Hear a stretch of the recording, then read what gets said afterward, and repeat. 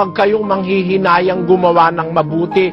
Kahit na yung ginawa niyong mabuti, hindi na-appreciate, hindi kinilala nung ginawan mong mabuti. Hindi siya tumanaw sa'yo ng utang na loob. Huwag kayong malulungkot kasi pag hindi nila ginantihan ng kabutihan, ang Diyos ang gaganti sa atin ng mas maraming ganti. Pakinggan nyo sa 6:7 ng Efeso. Maglingkod na may mabuting kalooban, nagaya ng sa Panginoon at hindi sa mga tao. Yamang napag-aalaman na anumang mabuting bagay na gawin ng bawat isa ay gayon din ang muling tatanggapin niya sa Panginoon, maging alipin o laya. Ayon, mapapag-alaman ng wika na alinmang mabuting bagay na gawin ng bawat isa. Ano man yung ginawa nating mabuti, gayon din ang muling tatanggapin natin sa Panginoon.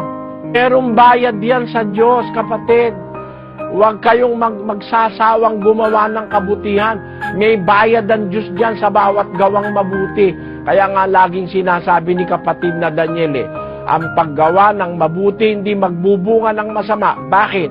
Lahat ng gagawin nating mabuti, babayaran sa atin ng Diyos. Pakinggan nyo sa isang talata ng awit, ganito ang ating mababasa sa 62:12. Sa iyo naman, O Panginoon, ukol ang kagandahang loob, sapagkat ikaw ay nagbabayad sa bawat tao ayon sa kaniyang gawa. Tandaan nyo, ang ating panuntunan sa buhay, ang ating pag-asa palagi ang Diyos.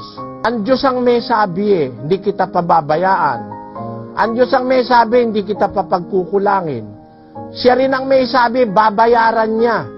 Lahat ng ginagawa nating mabuti, kung lahat ng ginagawa nating mabuti, babayaran ng Diyos. Doon sa trabaho mo minsan meron kang nagtatrabaho ka, nag-o-overtime ka para bayaran ka ng manager Bayaran ka ng may-ari. Nagtatrabaho ka, overtime pa Minsan kahit walang tulog alam nyo, yung manager mo, kung magbayad, kung alin lang yung pinag-usapan, yun lang ang babayaran sa'yo. Ang Diyos kung magbayad, mahigit Mahigit sa usapan ang bayad ng Diyos. Ganun po siya. Pag nakita niyan tapat ka, higit pa sa inaasahan mo, ibabayad niya sa'yo. Sabi niya, magbabayad siya.